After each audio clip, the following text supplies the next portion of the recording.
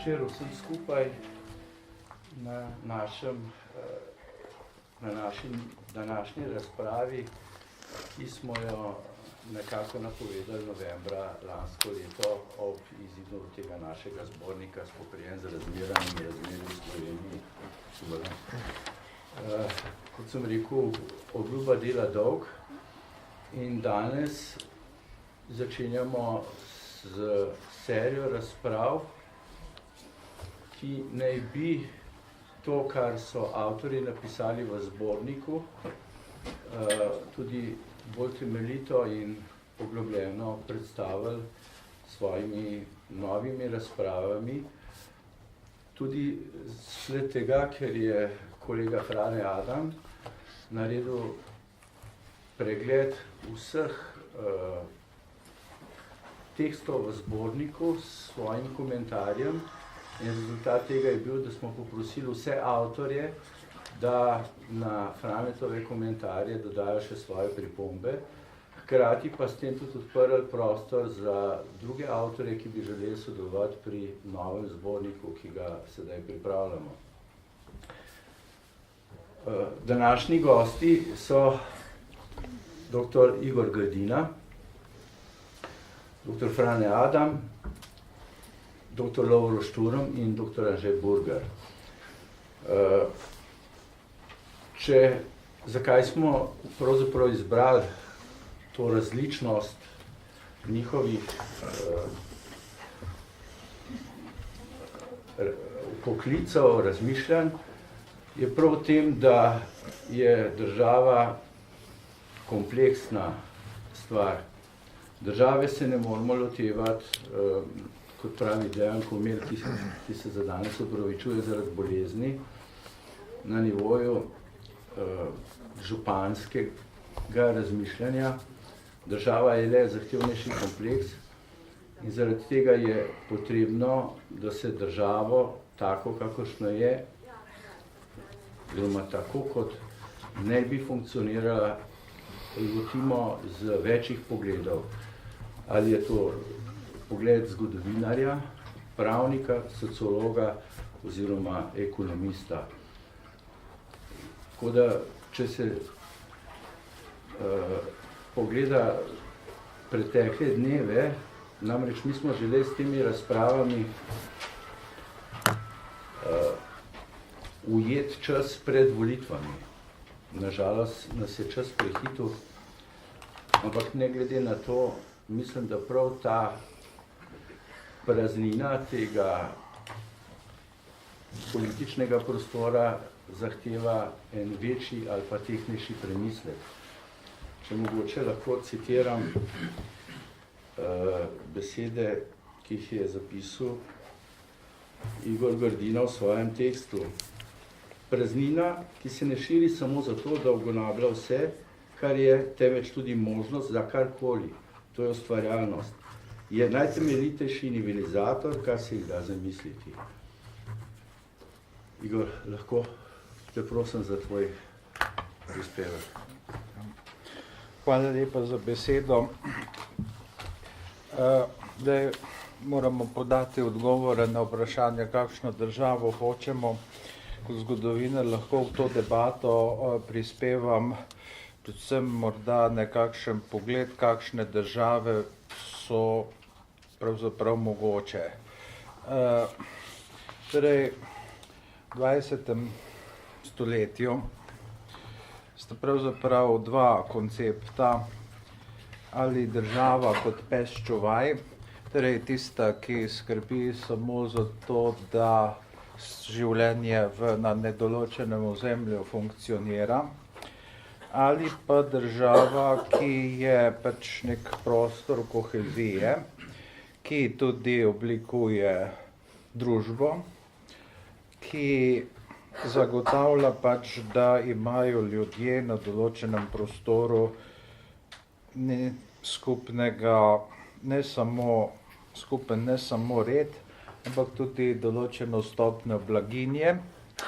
Zaradi tega, ker pač v tem primeru je ta prostor sposoben oblikovati na vse izzive neke učinkovite odgovore, ravno zaradi te kohezivnosti, ki so pa seveda lahko različne. Ene so bolj monumentalistične, torej enomišljenjski modeli, na drugi strani seveda dialoške strukture. Kot zgodovinarju se mi zastavlja eno tako pravzaprav strukturno zgodovinsko vprašanje, namreč ali so ti modeli države v poljubnem vrstnem redu zamenljivi, ali pa so nekaj takega kot recimo rokavica, ki če jo nadene nekoliko večja roka, bo ostala vedno raztegnjena. Torej, vemo, da so iz države blaginje oziroma socialne države, ki je bila pač po drugi svetovni vojni na Zahodu odgovor na izziv zgodovine, torej tiste poprejšnje, in seveda na izziv z vzhoda, odgovorili pač tako, kot so, torej socialno državo.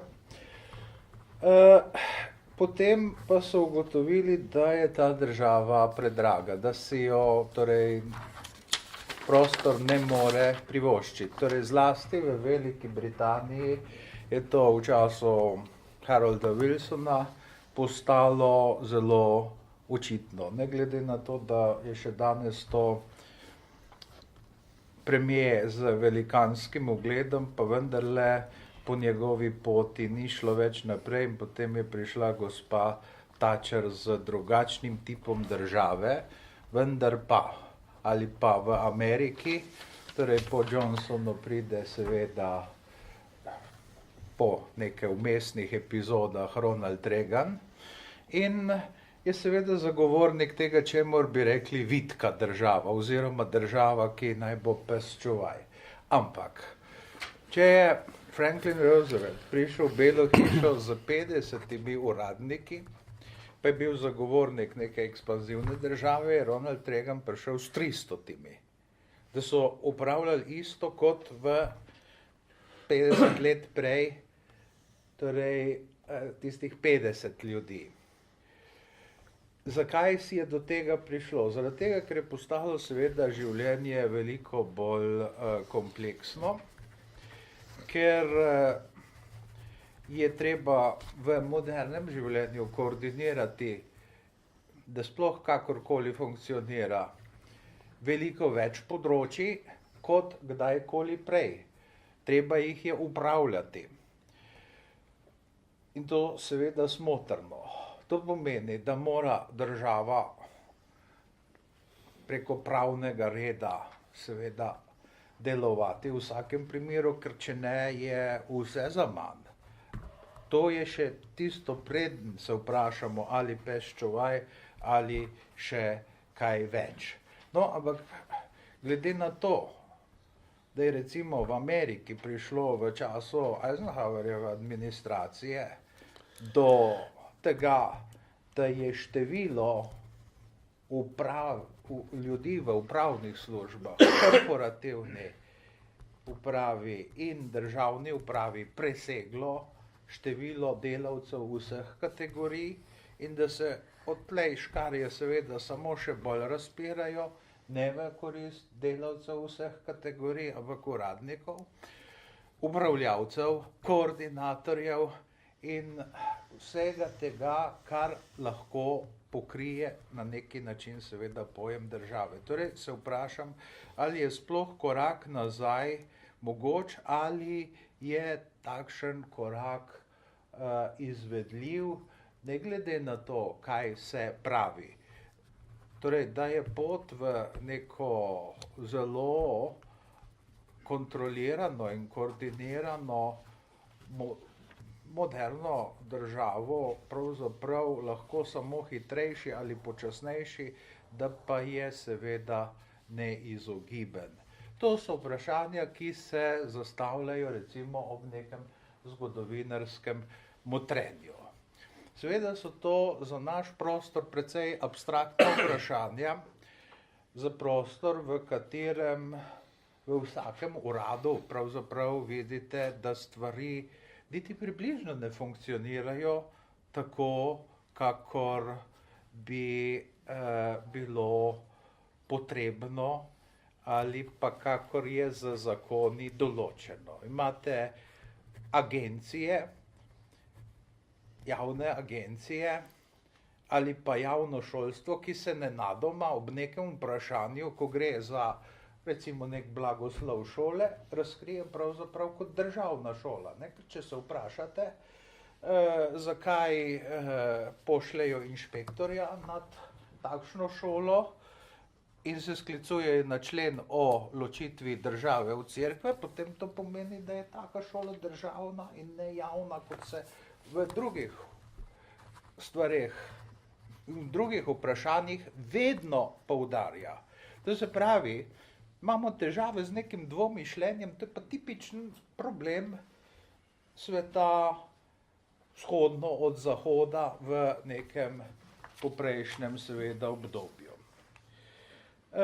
In seveda se moramo mi, ko razmišljamo o tem, kakšno državo hočemo, najprej vprašati, v kakšni pač seveda smo in priznati seveda tudi, da ta država ne funkcionira tako, kot je napisano ali pa vsaj približno zamišljeno. In da če reformiramo to približnost, ki jo imamo, pravzaprav nikoli še z najbolj idealnimi recepti ne bomo prišli do nekih rešitev, ki bi bile primerljive drugod. Pri nas vsak ukrep izgleda in da drugačen učinek kot nekje drugje. Žal je tako, ne, sej kolega Adam je to napravil analizo, torej in midva se bojujeva za red na ARRS-ju, torej neki agenciji, in recimo, kaj jaz vem, tam niso sposobni niti 4. člena zakona o državni upravi upoštevati v postopku, ne, torej da mora glede jezika. Kaj šele vse ostalo? Mislim, ker če najdete kjerkoli eno samo približnost, to pomeni, da deluje neko privatno pravo v javnih institucijah, ne pa državno. Ne? In seveda,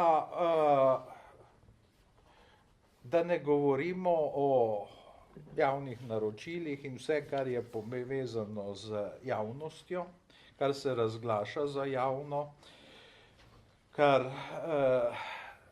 je pa v resnici nekako drugače. In potem so izumili pri nas spet, glejte, izraz so uvozili globoka država.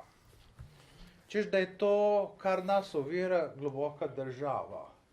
Pravim, da ni tako. To ni država, to je kvečemu globoka partija. Ne država, ne, ker država vendarle misli na vse in vsakogar, vsaj v tem smislu, da je toliko zadovoljen, da se ne upira, ker vsaka država ima rada mir, če že nima reda. Ne?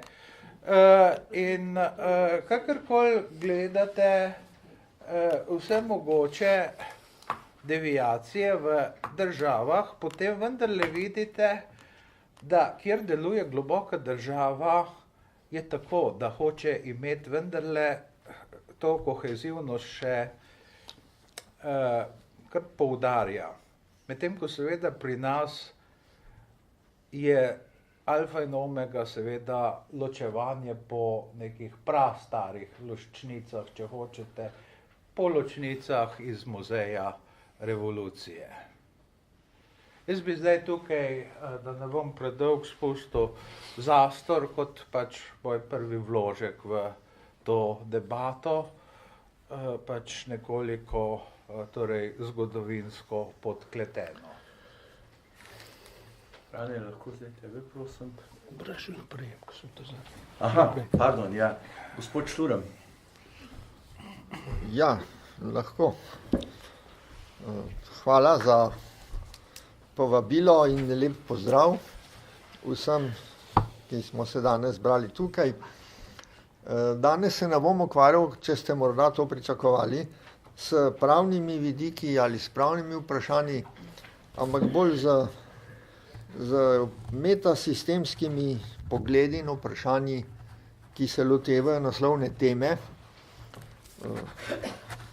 Pred desetletji sem se ukvarjal tudi s sistemsko teorijo in še vedno marsičem pride prav.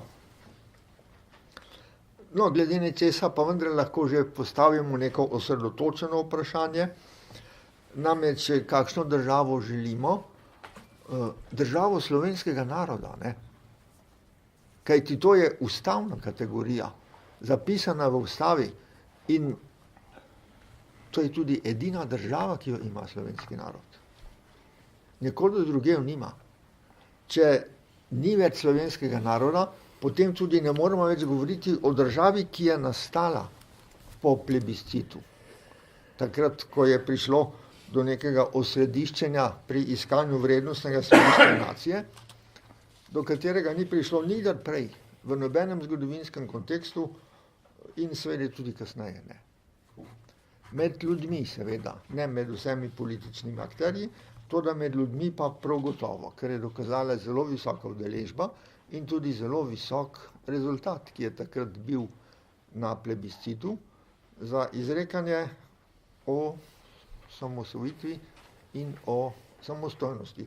Če samo pogledamo podoben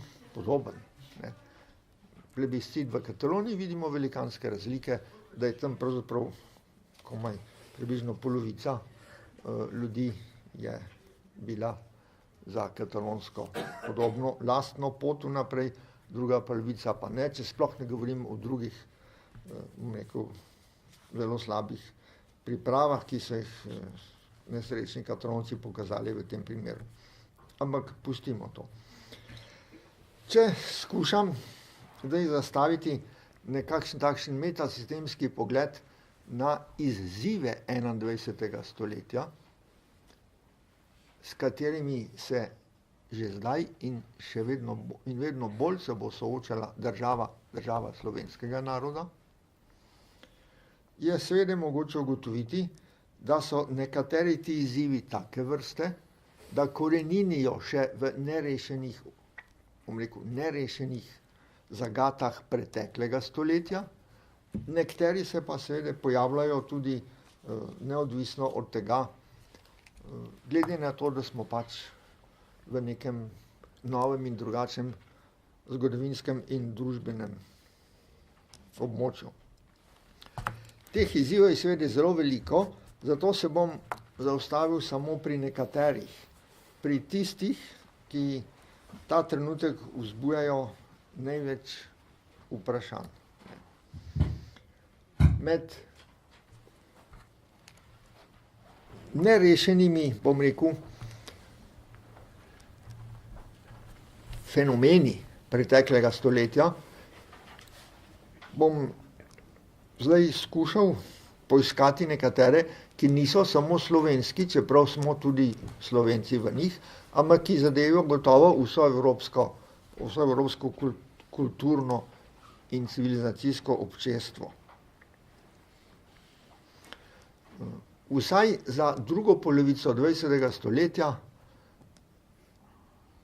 sem nekako skušal poiskati nek skupen imenovalec, ki se bi mu na kratko lahko rekli, da gre za precejšno pomehkuženje vsega, kar se je zgodilo. Nek simbol tega obdobja so gotovo Beatli, ki simbolično prikazujejo ta preskok, ki se je takrat zgodil. Drugače pa, spet boste rekli, da segam zelo široko, ampak to pač tako je, to smo doživeli v našem življenju. Druga polovica 20. stoletja je tudi doba, v kateri smo vsi, to velja pravzaprav za ves svet, ne samo za Evropo, vstopili v dobo antibiotikov, ki so pomenili veliki res, čisto nekaj novega in ne vemo, ali bo še trajala, ne vemo, dokdaj bo trajala ta doba z učinkovitimi antibiotiki.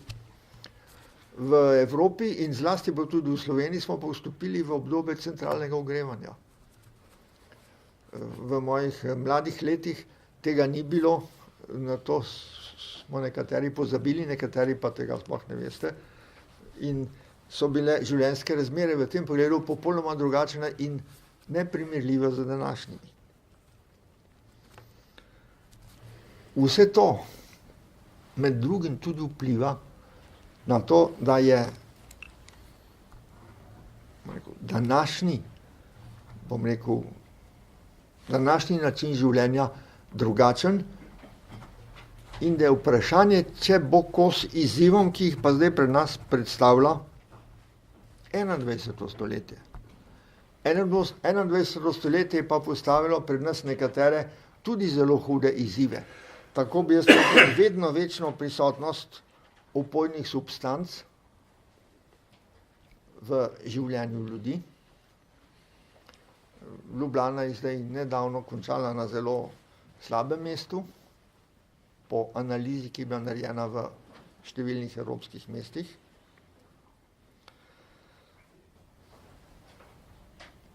Če pa smo nekoliko še bolj lahko zaskrbljeni, nas pa mora seveda tudi skrbeti sprememba ozračja in sprememba podnebja, ki je pa v slovenskem prostoru bolj izrazita kot drugje. In za seboj lahko potegne nove virulentne agence, ki jih ne poznamo, s katerimi se še nismo soočili, in neko zelo kočljivo vprašanje, o katerem pa nihče noče govoriti, ne.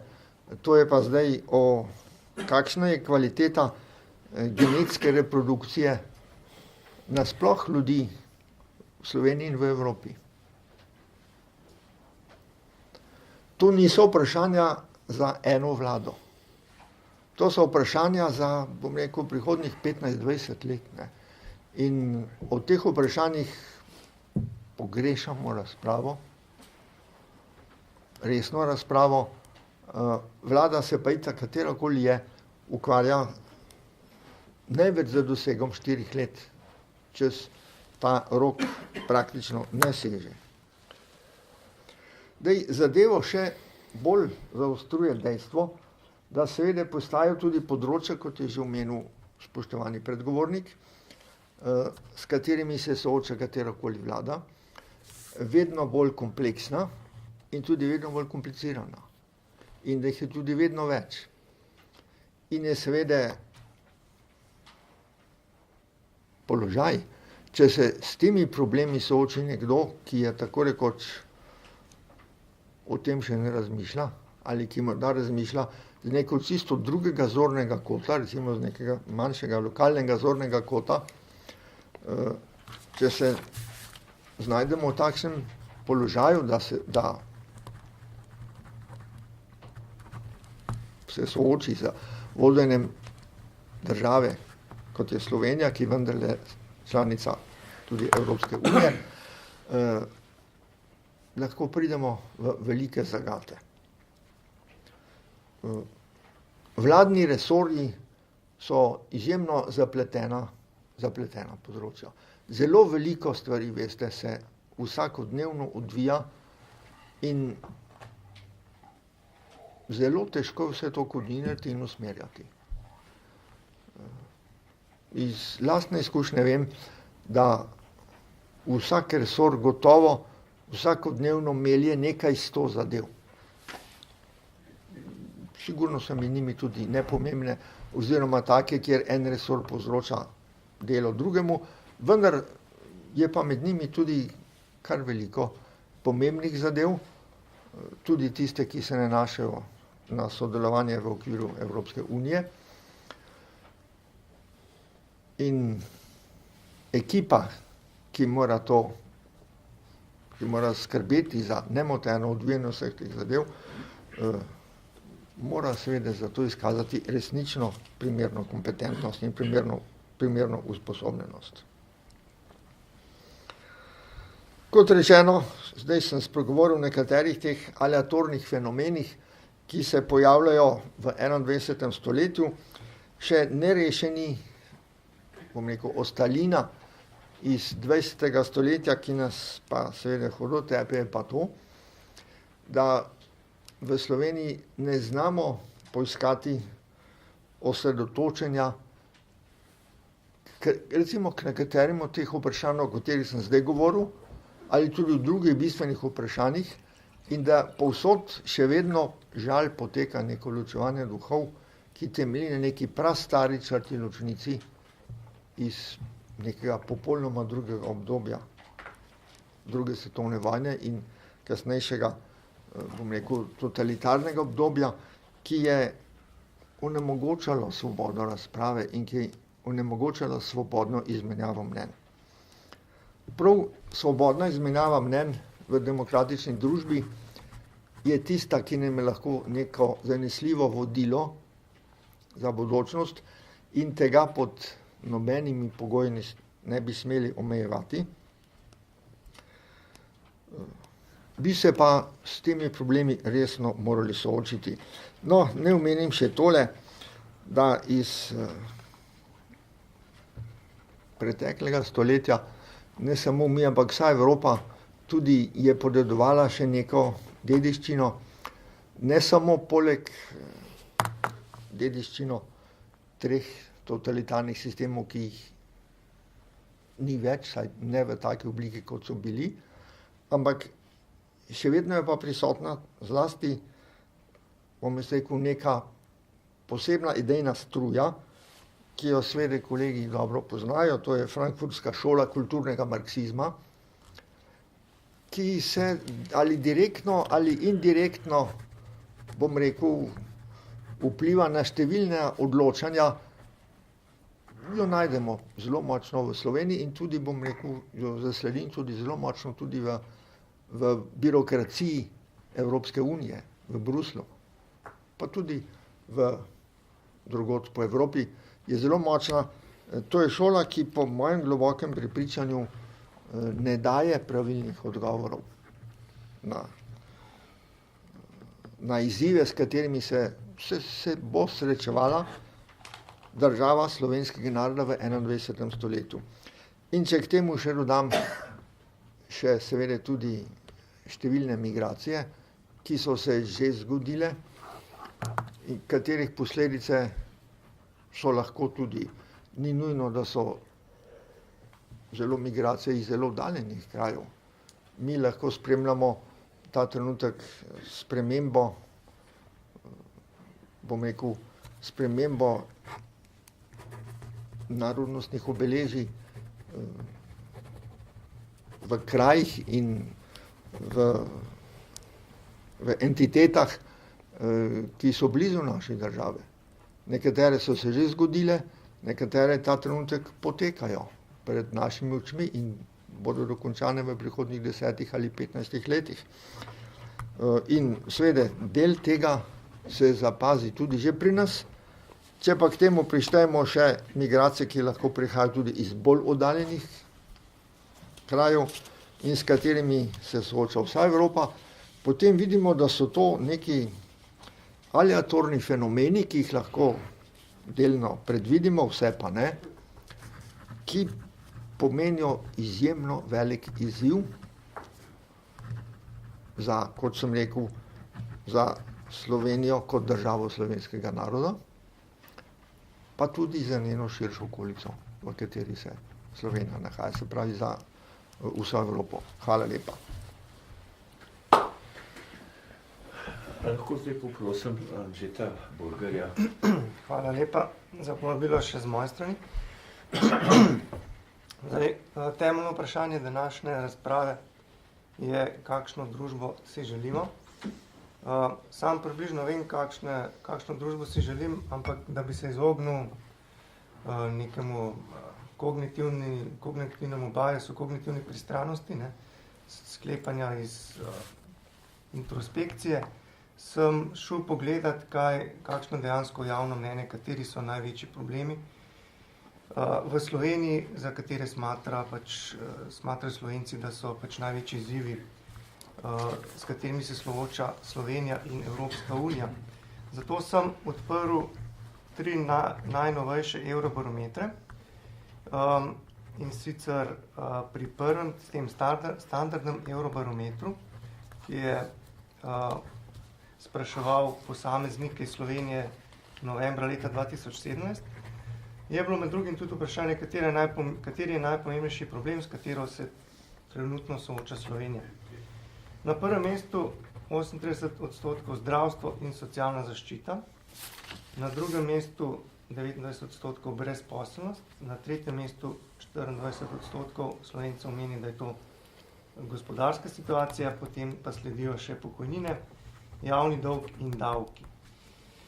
Potem, kar se tiče Evrope, je to posebni Eurobarometer, kjer so septembra in oktobra spraševali tudi Slovence, publikacija je šla decembra 2017, kateri so največji 3 izzivi Evropske unije. Na prvem mestu skoraj polovico Slovencev pravi, da je to brezposelnost, na drugem mestu 38% neenakost, potem sledijo staranje, migracije in terorizem. In še tretja publikacija Eurobarometra, in sicer se je osredotočala na mlade v Evropski uniji, bila izdana januarja 2018, podatki so iz septembra 2017.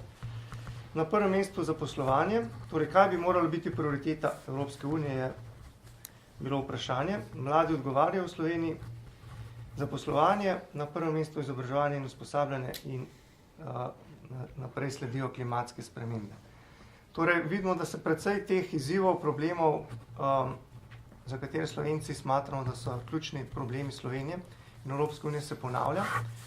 Zato bom čisto na kratko obdelal te glavne probleme, pa kje vidim sam rešitev. Na prvem mestu, kot smo videli, zdravstvo je res, kot beremo, izredno velik problem. Po uradnih podatkih je zadnji podatek z februarja 2018, po podatkih Nacionalnega inštituta za javno zdravje na pregled čakalo 250.000 bolnikov in vsak četrti, to je 63.000, jih čaka nedopustno dolgo.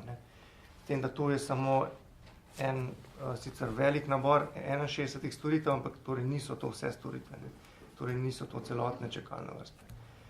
Potem recimo v naboru 13 specialističnih ambulant je na prvi ambulantni pregled čakalo 127.000 pacientov.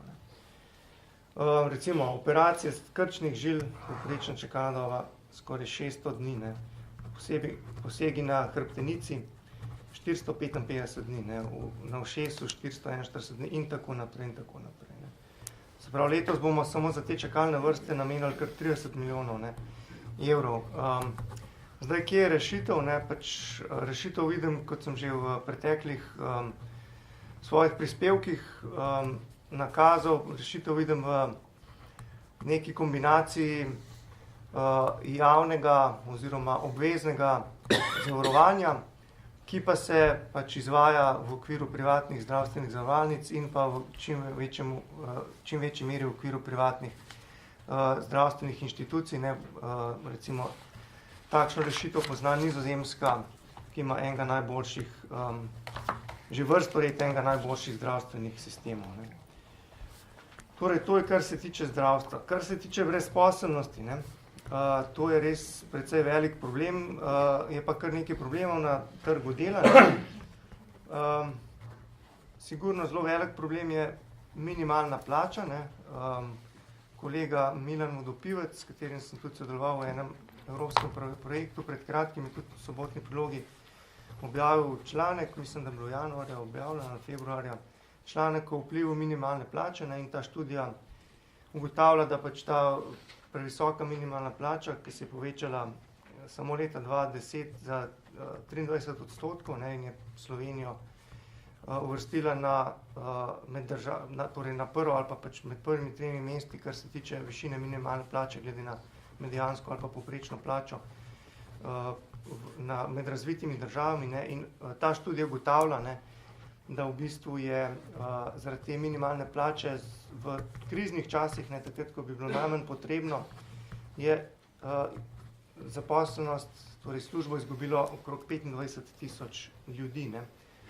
za ilustracijo, okrog 90.000 ljudi je v celoti izgubilo v tem kriznem času službo, torej približno četrtina jih je izgubilo službo po nepotrebnem zaradi minimalne plače. Ne. Ta študija tudi ugotavlja, da od 36.000 ljudi, ki naj bi prejemali minimalno plačo leta 2015, jih samo približno 2.000 oseb živi pod pragom revščine, torej samo 5,6% prejemnikov minimalne plače živi pod pragom revščine. Torej, to pomeni, da minimalna plača, minimalna plača ne rešuje problema revščine in drugo pa pač problem revščine je drugje, pač je v drugih segmentih, kot so brezposelni, ne, in pa kot so upokojenci z nizkimi pokojninami, ne, tam je največje tveganje revščine. Torej, minimalno plačo po mojem bilo treba odpraviti in pa nadomestiti z minimalnim dohodkom, ne, torej nadomestiti na trgu zasluženo plačo z nekim socialnim transferom do nekega minimalnega dohodka, ki je pač nujno potreben za minimalno dostojno življenje za posameznika. S tem se izognemo distorzijam na trgu dela pa brezposelnosti. Potem zelo pomemben vidik, ki smo ga tudi v tej študiji obravnavali, je aktivna politika zaposlovanja in tu ugotavljamo, da Slovenija primerjalno gledano z ostalimi državami precej malo denarja, sredstev javnih namenja za aktivne politike zaposlovanja. Mi imamo velik problem s strukturno brezposelnostjo, ne, to je ta dolgoročna brezposelnost, kjer ljudje več kot eno leto ne najdejo zaposlitve in to predvsem zaradi neustrezne kvalifikacije in izobrazbe. Ne. In tukaj bi lahko več javnih sredstev namenili za usposabljanje na delovnem mestu, za prekvalifikacije ljudi. Ne. Torej, tu je veliko rezerv, ki jih Slovenija ima. Ne. Torej, Slovenija ima še vedno precej visoko brezposelnost, zadnji podatki 8%, registrirana pa, kar se tiče pa anketne, torej ILO brezposelnosti, pa 5,3%. Sicer je padla, ampak še vedno imamo velik problem ravno s to strukturnimi neskladi na trgu dela. Ne. Recimo zadnji podatki pravijo, da kar 35% zaposlovalcev, ne, se sooča z pomanjkanjem usposobljenih delavcev. Ne. Se pravi, več kot 1/3 podjetij ima s težavo najde ljudi za zaposlitev z ustreznimi znanji, kvalifikacijami in izobrazbo. Ne. Tako da to so v bistvu glavne težave na trgu dela, ne, in ki bi se jih morali lotiti kot sem omenil, s temi ukrepi. Ne. Potem, kar se tiče neenakosti, ne, ki je bila omenjena kot glavni problem, se mi zdi, da tu je pretirana in da izhaja iz neke disonance med realnostjo pa pač tistim, kar poročajo mediji. Če greste gledati recimo mero neenakosti kot je Ginijev koeficient, boste ugotovili, da samo še 2 državi za zadnje podatke od Svetovne banke, ne. To je Ukrajina pa Islandija imata nižji Ginijev koeficient, kar se tiče razpoložljivega dohodka po davkih in transferih. Ne. Torej mi imamo 25,7 je ta Ginijev koeficient, Islandija recimo ima nekoliko nižjega, ampak vse države, kot so Finska, Norveška, Danska ima recimo 28,5 Ginijev koeficient. Ne. Se pravi, ni res, da ima Slovenija nizko brezposelnost, nizko neenakost, kar se dohodkov tiče, ne. Je pa res, da ima Slovenija precej visoko neenakost, kar se tiče premoženja, ne, kar pa izhaja pač iz procesa tranzicije. Ne. En profesor oziroma raziskovalec Matthew Rogner iz MIT-a je leta 2015 pokazal, ne, odkot izhaja, kaj je glavni vir neenakosti. Vzel je Pikettyjeve podatke, ne. Thomas Piketty je pač predtem izdal eno najbolj odmevnih knjig, kjer je izpostavil to neenakost in v bistvu krivil to neenakost, torej razloge za to neenakost iskal v naraščajočem deležu dohodkov od kapitala v BDP-ju. Ta raziskovalec iz MIT je pa z njegovimi podatki pokazal, da v bistvu je to samo delna resnica, ne? Da ko izločite vpliv nepremičnin in dohodkov, ki izhajajo iz tega, ne? V bistvu je delež kapitala, dohodkov iz kapitala v nacionalnem dohodku, v BDP-ju, ne, ostajajo praktično v vseh teh državah precej konstanten od konca, od sredine prejšnjega stoletja do danes. Ne. Se pravi, glavni vir neenakosti, ne, v večini teh razvitih držav, in jaz mislim, da tudi v Sloveniji, pa žal ni podatkov za Slovenijo, je v bistvu neenakost, ki izhaja zaradi nepremičninskega sektora. Ne, vi veste, da v velikih teh državah cene nepremičnin tudi v Sloveniji so zrasle v nebo in iz tega pač tudi dohodki, rente, ki se pobirajo od lastnikov nepremičnin, in tu bi Slovenija lahko pač zajezila to nemeritokratsko neenakost, ne, ki izhaja iz pač lahko rečemo nepravične akumulacije te oblike kapitala z ustrezno davčno zakonodajo. Ne. Recimo Slovenija po podatkih OECD leta 2016 pobrala samo 0,6% BDP-ja v obliki nepremičninskih davkov, teh treh davkov vezane na nepremičnine. Ne. Samo še 5 OECD članic pobere manj, ne. Vse ostale pa več, recimo Norveška 1,2, torej še enkrat več davka, recimo Kanada, Velika Britanija, Francija okrog 4% BDP-ja pobere v obliki nepremičninskih davkov. Ne. Torej, to je tudi najbolj učinkovit davek, to je davek na rento, ki ne zmanjša ekonomske aktivnosti, ne zmanjša spodbud za delo, ampak sam pobere pač te monopolne rente na dohodek od nepremičnin, s tem bi pa lahko razbremenili, s temi 4% BDP bi lahko razbremenili dohodke od dela, ki kot vemo so torej Slovenija je ena najbolj obdavčenih držav, kar se tiče tega malo bolj produktivnega dela, ne, torej z nadpovprečnimi plačami.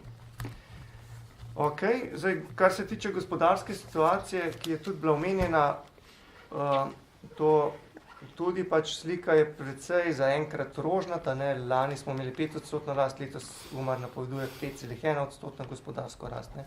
Če gremo pa gledati malo v drobovje, ne, kaj se dogaja recimo z investicijami. Slovenija je leta 2016, zadnji podatki, ko so na voljo za primerjavo na Eurostatu, je namenila za investicije samo 17,6% BDP, lani smo sicer malo več, ampak samo to, da se predstavljamo, EU povprečje 28 je bilo 20,2%, ne, recimo Avstrija je namenja 23%, Švica 24% v investicije, Češka 25%, Irska 32%, se pravi, tudi države s podobno razvitostjo, ne, namenjajo precej več za investicije in celo ne samo to, države, ki so precej bolj razvite, Avstrija recimo skoraj 2-krat bolj razvita kot mi, ne, Švica skoraj 3-krat bolj razvita kot mi, namenjajo precej več v investicije. Ne. Torej, ta naša gospodarska rast, ki jo imamo zdaj, ne, je v bistvu tak kratkega daha, ker je vezana predvsem na izvozno povpraševanje, pa pač povečano potrošnjo,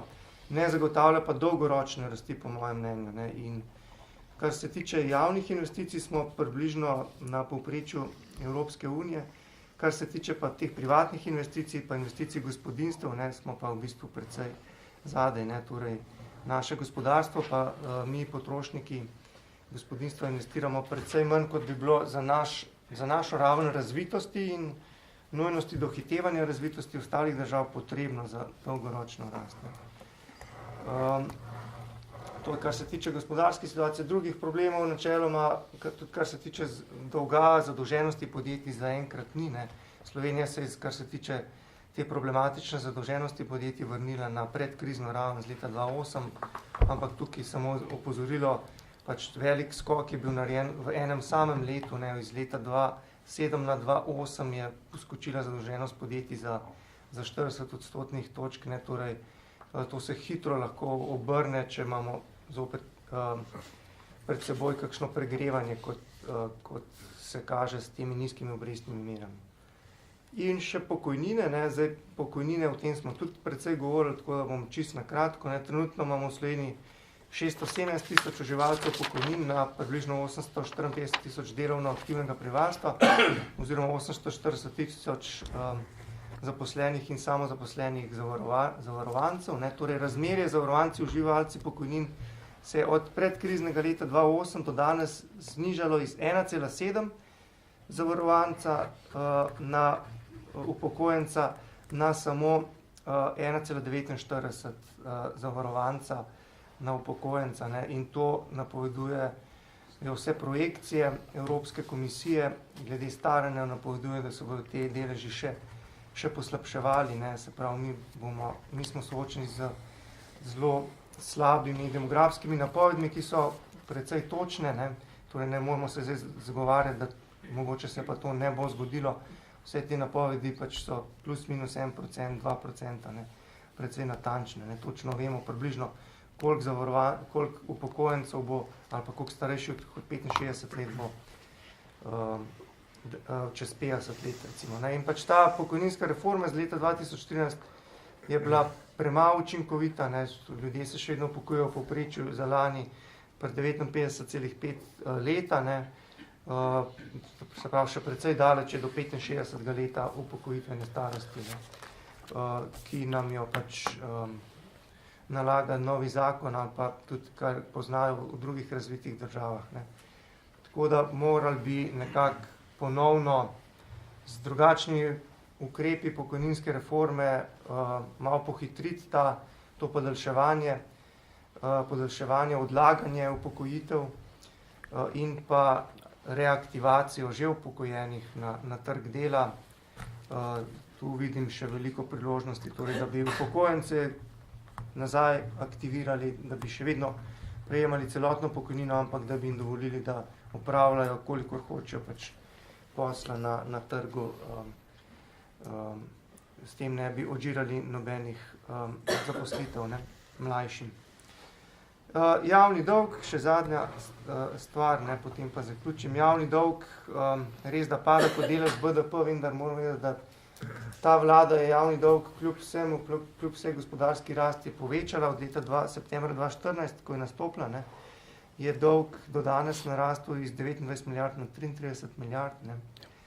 Še vedno nismo dosegali izravnani proračun, letos ne bi ga dosegali, ampak kar se tiče strukturnega primanjkljaja, ne, zadnje projekcije torej Evropske komisije so, da bo letos strukturni primanjkljaj 1,6% BDP, kar je približno 640 milijonov evrov, kar je približno 15% izdatkov javnega sektorja za zaposlene v javnem sektorju, ne samo to, da si predstavljamo, koliko imamo strukturnega primanjkljaja, torej koliko več porabimo, kot prinesemo notri z davki, upoštevajoč cikel, v katerem smo, torej da smo nad potencialno rastjo BDP-ja.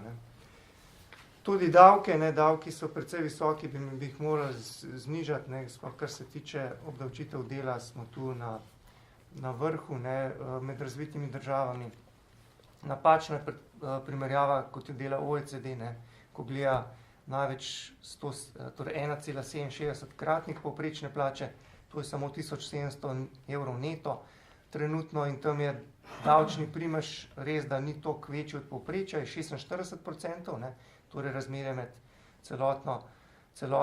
celotnim stroškom za delodajalca in pa neto plačo. Povprečje za OECD je 40%, ampak če gremo gledati recimo 3-kratnik, 4-kratnik plače, to so plače, ki pač so primerne za pač te najbolj produktivne delavce, kot so inženirji, raziskovalci, za primerno plačino, kot ga dobijo v tujini, ne, je pa potem ta davčni primež naraste na 52 in gre celo tja do 60%, kot je zračunala raziskovalka iz Umarja v IB reviji, ne. Torej, tu bi, kot rečeno, mora razbremeniti delo, rezervo pa vidim v večji obdavčitvi nepremičnin. Torej, to na kratko so pač te glavni izzivi, pa pač načini, kako bi pač v Sloveniji, po mojem mnenju, prišli do boljše družbe in države. Hvala. Hvala, Anže. Frane, prosim. Ja. Hvala za besedo. Mislim, da bom bolj nekako kratek, pa bi mogoče več časa potem posvetili diskusiji. Jaz sem se zadnje čase tudi ukvarjal s temi parametri, ki jih je zdaj izpostavil kolega Burger.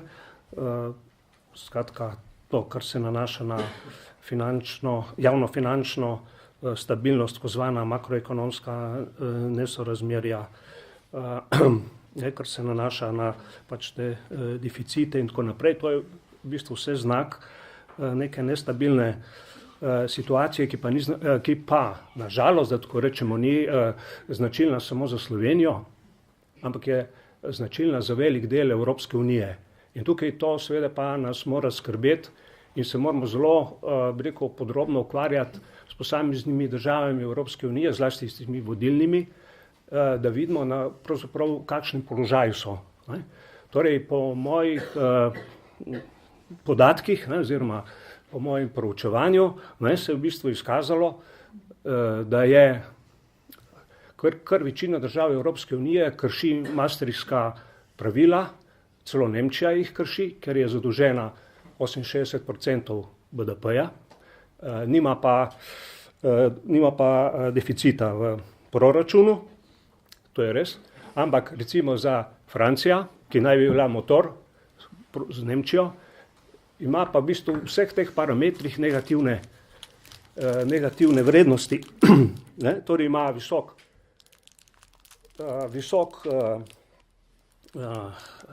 visoko zadolženost, visok primanjkljaj na 3% v proračunu, razen tega ima najvišje javne izdatke, ima največji javni sektor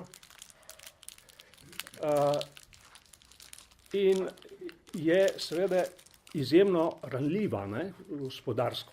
Če že v Sloveniji govorimo o ranljivosti, potem seveda so tudi druge države ranljive. Slovenija je ranljiva, če recimo v Nemčiji pride do nekega zastoja v izvoznem povpraševanju, dočim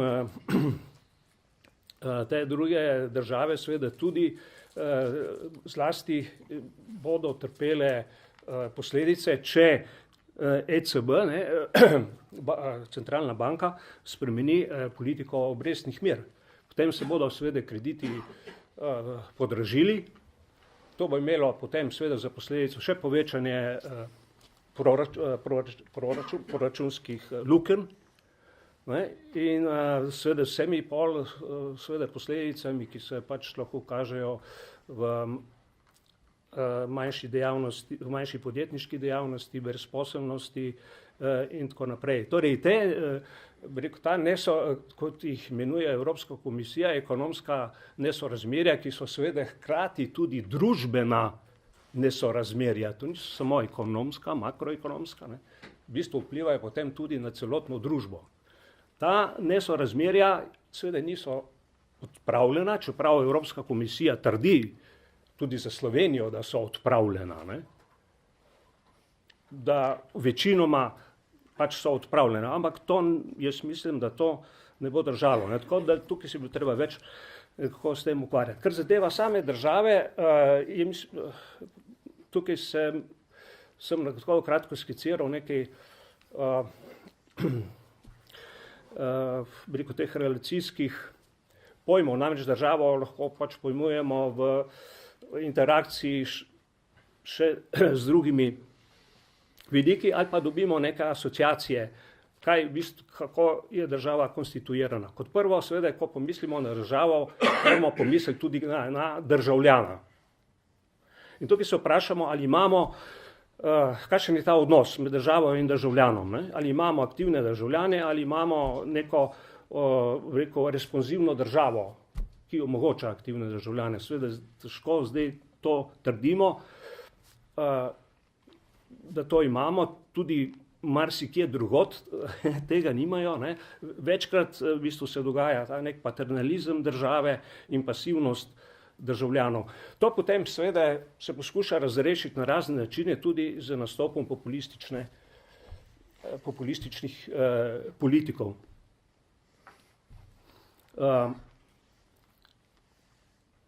Drug pojem, ki pride na misel, je seveda država, državotvornost. To pač predpostavlja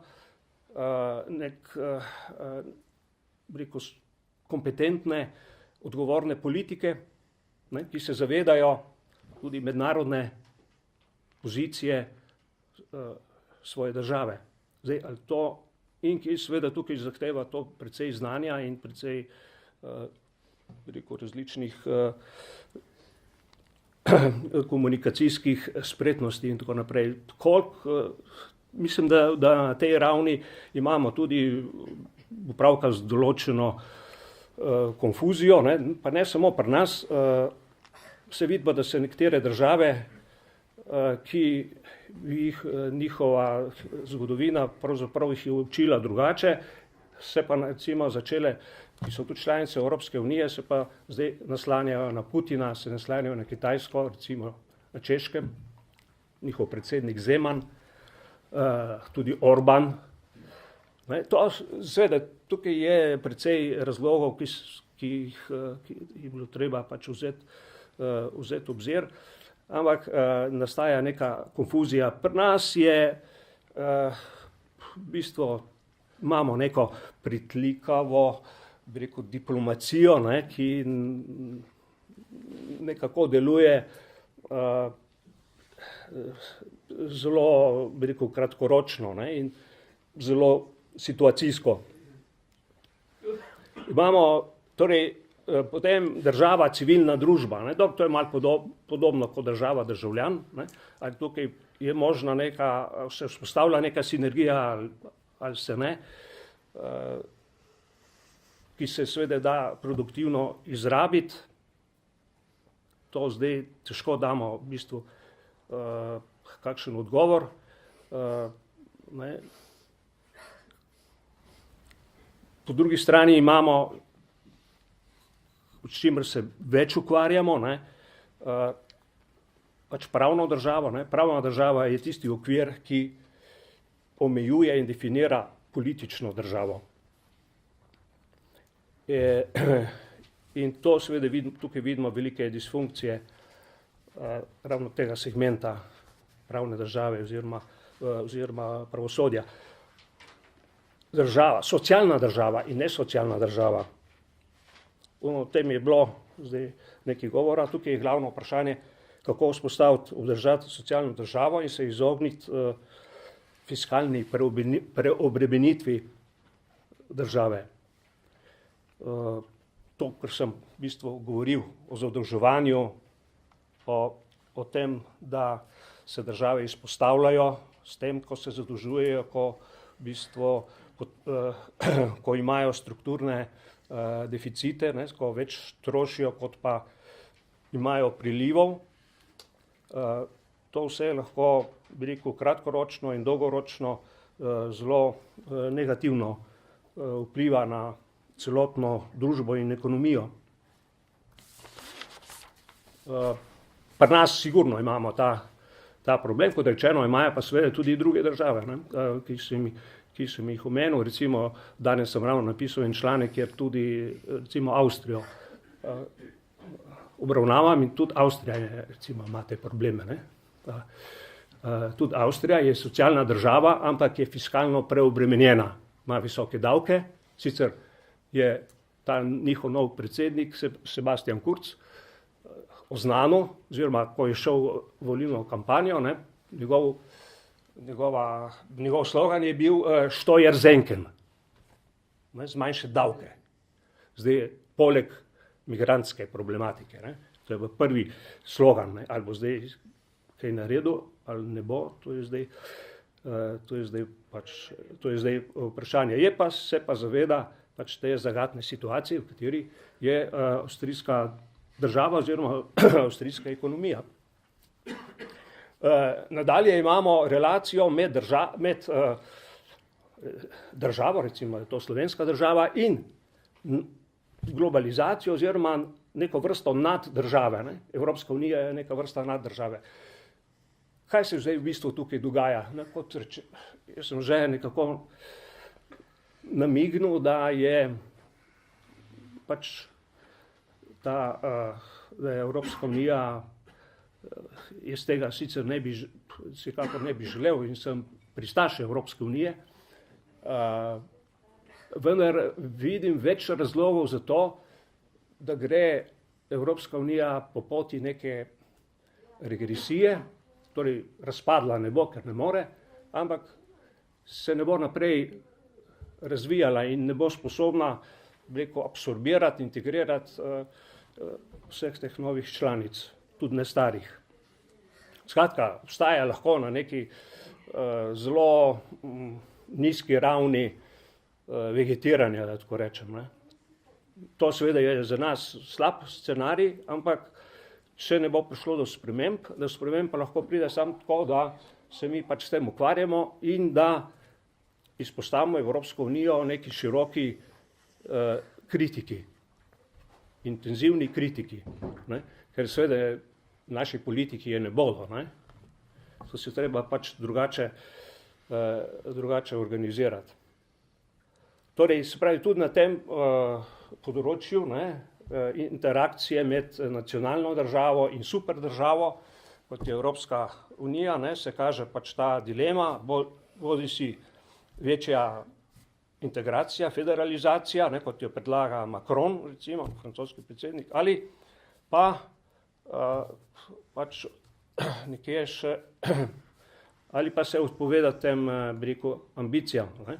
Kot vemo, je pred kratkim nastala tako zvana severna opozicija, severnoevropska opozicija, sestavljena iz skandinavskih in baltiških držav, ne, ki se je, tako rečem, uprla temu Macronovemu predlogu in ki vztraja, da pač nacionalne države morajo ostati glavna podstat Evropske unije. Seveda, zakaj so ravno oni šli v to akcijo? Zato, ker so najmanj zadolženi, ker imajo najmanj nesorazmerij ekonomskih. Ne? Tudi baltiške države, ki so sicer pač nove članice oziroma bližje nam, da tako rečemo, ne? Nimajo pač teh problemov, kot jih ima Slovenija, v vzhodni Evropi tudi Madžarska, pa seveda cel kup tudi drugih starih članic. Ne? Tako da ni temu se ni začuditi. Torej, v vseh teh, bi rekel, relacijah seveda nastajajo neki problemi, nastajajo tudi neke nove situacije, neke možne rešitve. Kot vidimo, so stvari zelo, kot je bilo rečeno, in kompleksne in komplicirane. Ne? Nekateri to poskušajo poenostaviti, ne? To kompleksnost poenostaviti in kot sem omenil, ne? To so ravno populistični politiki, ne? Poskušajo dati neke rešitve na neki enostavni osnovi. Ne? Zdaj, to sam dvomim, da je to lahko, bi rekel, koristno oziroma da je to neka rešitev. Ne? Ampak vse skupaj je privedlo tako daleč, ne, da se dejansko v Evropi nastajajo neke nove zamisli, neki novi občutki o tem, ne, kaj je Evropska unija, kaj so nacionalne države, kaj so interesi nacionalni. In po moje bi morali s tem se bolj intenzivno ukvarjati. Hvala. Hvala za te 4 prispevke. Pa bi jaz poskušal kar takoj s Frantovimi besedami izvati naprej sogovornike. Namreč to, kar je na koncu predstavljal Frane Adam, govori o našem vključevanju v ta prostor, v katerem živimo. Seveda je pa zdaj vprašanje, eno je naše vključevanje v ta prostor, eno pa je, kako se mi kot država v tem trenutku želimo soočati sami s seboj. Namreč Igor Grdina je govoril, omenil vitko državo. Profesor Šturm je omenil izzive, ki so pred nami. Anže Burger govori o, ko predstavlja te lestvice Evropskega barometra in našo klinično sliko. Pravzaprav, in če pogledamo vse te nakopičene probleme, s katerimi se je srečala ta vlada, ki je pravkar odstopila, in so to kompleksnostjo zadev, se postavi eno vprašanje, pravzaprav, ali sploh vemo in se zavedamo, kako se lotiti teh kompleksnih rešitev. In če to veš, potem veš tudi, s kom se jih boš lotil. Ne? Dejstvo pa je, da se vsaj do sedaj praktično nobena slovenska politika ni s to realnostjo soočja. Ali je to zgodovinska, kako bi rekel, zgodovinsko breme, ki je tudi ideološko in kulturno breme, ali je to čisto pragmatična odločitev, kako se lotiti enostavno preprostih reform. Jaz bi tukaj citiral Franeta Adama, ki je zapisal naslednje. Eden od pomembnih razlogov oziroma razlag, zakaj nimamo bolj razvitih demokratičnih standardov ter oklepajo kognitivnih elit, ki bi bile kos idejni zmedi, dezorientaciji in bi bile sposobne oblikovati scenarije prihodnjega razvoja, je v tem, da je družbena sistemska komunikacija zelo šibka. Obstaja, vendar je razdrobljena, zaprta v majhne kroge, sterilna in neučinkovita. To velja zlasti za intelektualno in akademsko sfero. Zdaj, po drugi strani pa govorimo, da pravzaprav nas samo znanje lahko potegne, samo znanje nam bo dajalo rešitve. Ne, pridne roke niso dovolj.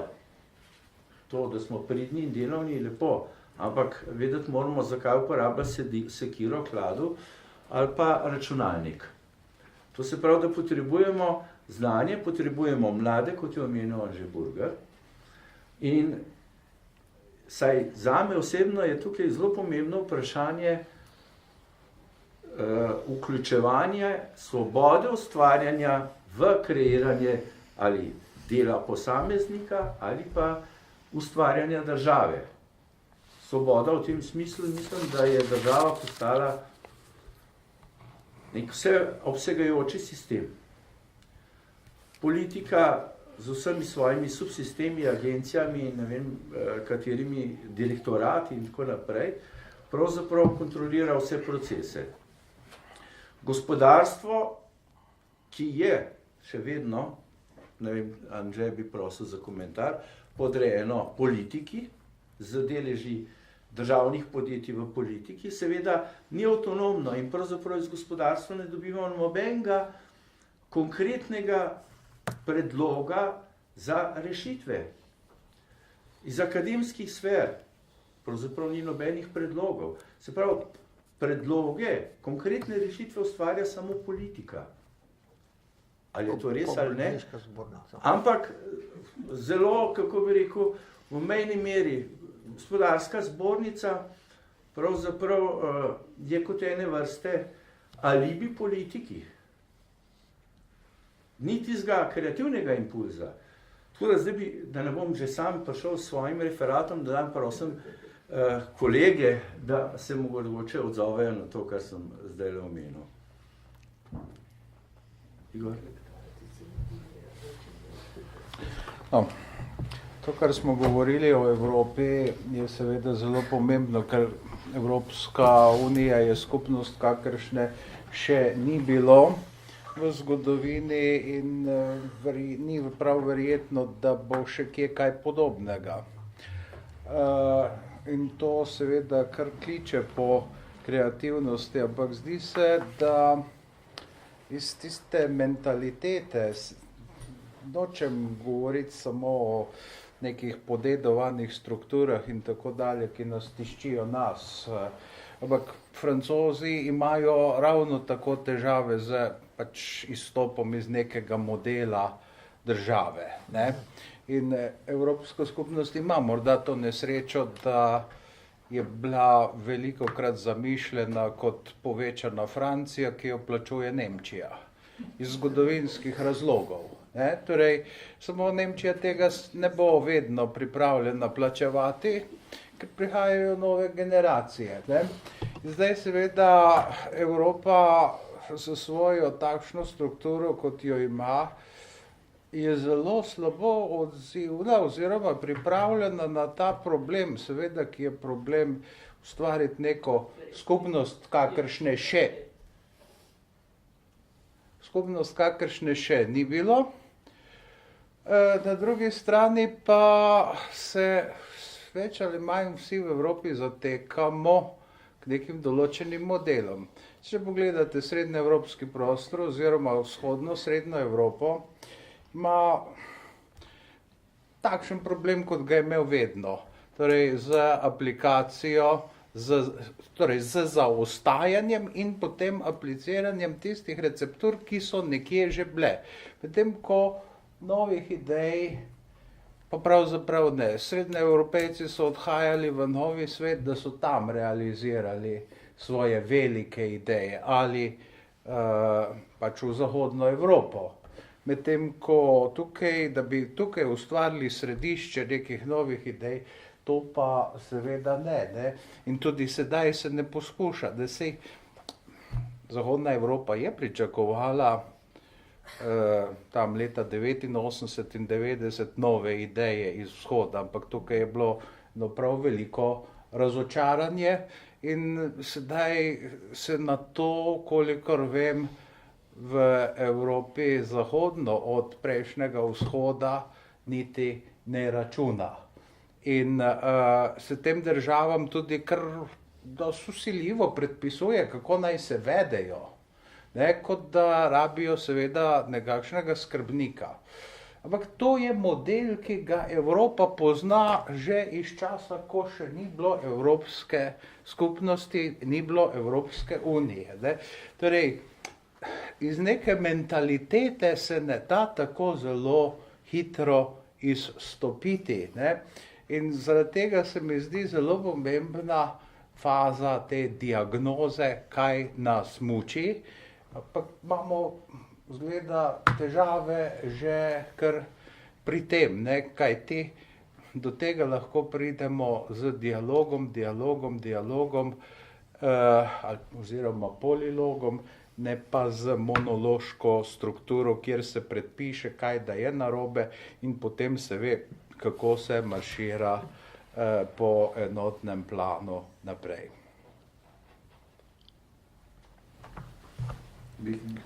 Ja, lahko. Jaz mislim, da temeljni problem vidim v tem, pač v tej kognitivni disonanci torej družbe glede vrednostnega pa pač normativnega sistema. Recimo, šel sem prav gledat zadnje raziskave slovenskega javnega mnenja, par vprašanj glede vrednot. Recimo vprašanje, kako ste zadovoljni s splošnim delovanjem demokracije v Sloveniji, ne? Od 0 do 10, ne? Povprečna ocena 3,7, se pravi, Slovenci smo zelo razočarani nad demokracijo. Ne? Potem naprej, kaj menite, v kolikšni meri Slovenija pravna država? Ne? Se pravi, da sploh ni pravna država, 14% meni, da je zelo malo pravna država, 51,7, no, torej skupaj, ne, da ni pravna država, 65% Slovencev, ne, pravi. Potem naprej, v kolikšni meri je Slovenija socialna država, ne, sploh nič, 7%, le malo, 42%, torej skupaj 49% ljudi meni, da Slovenija ni socialna država. Ne. Ali mislite, da bi bilo potrebno razlike v osebnih dohodkih v Sloveniji povečati, zmanjšati ali odpraviti, ali so take razlike, kakršne so sedaj primerne? 81% ljudi v Sloveniji pravi, da naj se razlike zmanjšajo, vsi dohodki bi morali biti enaki, pa pravi celo 5% ljudi, torej skupaj 86% ljudi pravi, da bi se mogli razlike zmanjšati. Torej ta substrat, ne, ta osnova je, po mojem, zaenkrat ni združljiva z pač z nekim tržnim gospodarstvom pa svobodno inicijativo. Ne. In zdaj, zakaj do tega prišlo, pač verjetno razlogov je ogromno. Ne. Od tega, da pač neenakost v bistvu smatramo kot problematično zaradi tega, ker neenakost v Sloveniji pač izhaja predvsem iz hierarhij moči, ne pa hierarhij kompetenc, ne, se pravi, če bi pač ljudje videli, da so uspešni v povprečju tisti ljudje, ki so kompetentni, ne, in ki to uspejo dokazati na svobodnem trgu, ne, potem bi, po mojem mnenju, bila toleranca do neenakosti precej večja, kot je sedaj. Ne. In če bi uspeli pač ljudje videti, da z volitvami uspejo premakniti določene stvari, bi bilo razočaranje z demokracijo precej manjše. Ne. Zdaj, gospodarstvo, kot je bilo prej omenjeno, je pa še vedno v pretežni meri državni lasti, saj te večji, pomembnejši sistemi, kot so zavarovalništvo, bančništvo, pa te večja monopolna podjetja. In zaradi tega se dogaja pač, da se napake grozdijo. Ne. To je pa zelo velik problem v družbi, ki je soočena z velikimi nesigurnostmi, ne, in kjer je potrebno pač to znanje ali pa to negotovost čim bolj razpršiti. Ne.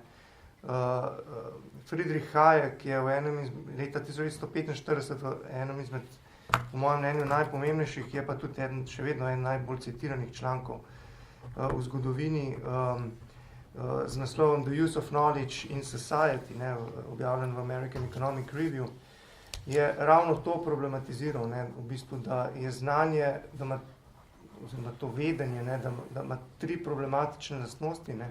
Prvič, da je kontekstualno, ne, se pravi, da je odvisno od tega, v kakšnem kontekstu se uporabi, da je razpršeno, ne, torej, da ni možno, da je dojeto samo enega samega posameznika ali pa vlade, recimo, ali pa birokrata, ne, ampak da je zelo razpršeno po celi družbi. In pa tretja lastnost, da je subjektivno, ne, se pravi, da v bistvu vsak realnost dojema nekoliko subjektivno. Ne, in ravno zaradi teh 3 lastnosti je pač nemogoče pač ta socialni inženiring, socialni kalkulus, pač, kot smo videli v drugi polovici 20. stoletja, pač je nemogoč, ne. Se je vedno znova izjalovil, ne, kljub napovedim Oskar Langeja, ki je pač v teh debatah s Hayekom trdil ravno nasprotno, ne, da je možno, samo da pač nimamo še dovolj kapacitet. Ne. Torej, mi pač nujno potrebujemo svobodno tržno iniciativo, ne, ravno zaradi tega, da se napake, ki jih pač vsi posamezniki delamo in tudi podjetja, ne, da se ne grozdijo, da se ne klasterirajo, kumulirajo, ne, kot smo videli, da se, če imamo opravka s temi velikimi državnimi oligarhičnimi mastodonti, ki potem za sabo potegnejo dol celotno družbo. Ne. In zdaj, kaj Evropa dela narobe, pač Evropa bi se najprej mogla vprašati, kaj je Zahod naredil prav, ne, in pač tisto ohraniti. Ne. Zdaj, po mojem mnenju, kar je Zahod naredil prav, kar je prav delal, je ene par stvari. Ne. Prvič, zasebna lastnina, da je to osnova družbe, potem ločenost vej oblasti, enakost pred zakonom, ločenost religije in države in pa, da smo postavili posameznika pred kolektiv. Ne. In zdaj se mi zdi, da veliko teh fundamentov rušimo, ne. Veliko teh fundamentov rušimo od zasebne lastnine, da vidimo vedno več vmešavanja v države, svobodni trgi izginjajo. Ne. Ločenost vej od oblasti tudi, ne, pač recimo lep primer je Evropska komisija, ki ne vemo, ali je pač zakonodajno telo ali politično telo, ne, se pravi zelo problematična vloga. Ne. Do pač tega individualizma, ne, pač tega, ki ne sme biti skrajen, ne, še vedno kolektiv mora igrati vlogo, ampak pač ta liberalizem se mi zdi kljub vsemu izginja. Ne. Torej, pač Evropa se mi zdi, da pač ruši vse te temelje, ki so jo privedle, ki so zahodno civilizacijo privedle do te stopnje razvoja, zato ker pač smo v zadnjih desetletjih sprejemali takšnih ukrepov, politik, ki delujejo in ki so delovali, ampak takšne politike, ki se slišijo dobro. Ne. In ravno to je napaka, se pravi, da sprejemamo zakone, ukrepe, spremembe, ki se slišijo dobro, vendar pač se niso izkazali, da delujejo v praksi dobro. Ne. To. Imate, gospod Šturovi, kakšno mnenje? Ja, no, zdaj, če smo že pri Evropske uniji, ne, Evropska unija je kompleksen in kompliciran sistem. Ne. Če s kompliciranostjo sistema razumemo pač lastnost sistema, ne, glede na raznolikost njegovih sestavnih delov. Ne. In tega je absolutno v Evropi veliko, se pa velikokrat zatiskajo pred tem oči. Ne. Tudi, zanimivo, vse te ankete, Eurobarometer, potom, ki se dela navidezno ugotavlja isto, pa ni isto. In se bom oprl prav na ugotovitev, ki je kolega Burgar navedel, ne, anketa tudi o obdavčitvi nepremičnin, ki da je, če sem prav ga slišal, 4% v Nizozemskem, ne, ali okoli 4%, vendar. Toliko zberejo davka. Ja, ampak pojem nepremičnine je drugačen v drugih državah Evropske unije kot pri nas. Zato, ker je zasebna lastnina drugače varovana. Tam, recimo, pri nas imamo skoraj da ni najemnih stanovanj. Tam jih je pogromno, ne. Tam večina stanovanj so najemna. Ampak zakaj so najemna? Zato, ker lastnik vendarle svobodno vda in razpolaga s temi stanovanji. V Sloveniji konkretno ni najemnih stanovanj, ker lastnik, če enkrat stanovanje vda, praktično ga je izgubil. Ne more več razpolagati. To pomeni, da ta primerjava je enostavno ne vzdrži, ne? Ker je lastnina v Sloveniji v popolnoma drugačnem funkcionalnem pogledu. Potem pa tudi tole, ne? Velik delež teh nepremičnin v Sloveniji je še iz nekega starejšega obdobja, ne? Ki so morda zaradi tega tudi zelo visoko ocenjene. Recimo cerkveni objekti, cerkve so zelo visoko ocenjene. Mislim, da stolnica je ocenjena več kot 1 milijon, ne? Ampak kakšna je pa realna vrednost stolniške cerkve? A jo obdavčiš za 4%? Ne? Mislim, to so primerjave, ki pokažejo na to, kako velike so razlike med posameznimi. Verski objekti ponovadi niso obdavčeni v večini držav. Ja, zaradi tega pri nas, ja, nekateri ustanavljajo verske skupnosti, 3 ljudje ustanovijo versko skupnost in rečejo, da je potem njihova hiša, da je Božji hram, ne, in da je oproščen davkov. Mislim, to marsikaj je, kar se lahko primeri in marsikaj, kar se ne more primerjati, ne. No, ampak nekoliko smo zašli, ne. Tudi glede vloge Evropske komisije. Evropska komisija pravzaprav ni noben normodajalec. Normodajalec je v zelo omejenem obsegu Evropski parlament, sicer pa Evropski svet. To se pravi predstavniki vlad. Vendar, poslušajte, tisti, kako je sestavljen Evropski svet?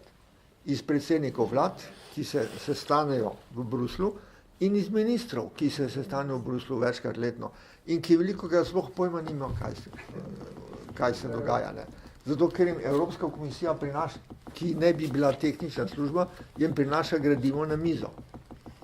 In v Sloveniji, kolikor vem, se sploh ne spremlja, vlada ne spremlja, kaj se sploh dogaja na normodajnem področju Evropske unije. Druge države to spremljajo. Mi smo to spremljali med predsedovanjem, razumljivo, takrat smo morali, ne, saj smo bili v središču tega procesa, potem je pa vlada večino teh služb razpustila in je zdaj tudi v veliki zadregi, kaj bo, ker bo čez 3 ali 4 leta bo Slovenija spet prevzela predsedovanje Evropske unije.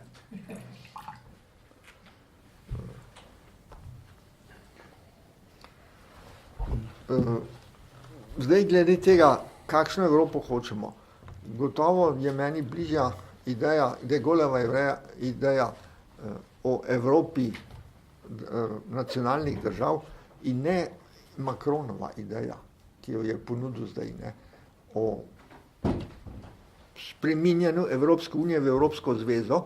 Unija ni isto kot zveza, ne, in v čim bolj tesno povezovanje, to gotovo ne, ampak po drugi strani je pa nekaj res, da Evropa bo obstala ali padla, če bo zagotovila varnost svojih zunanjih meja.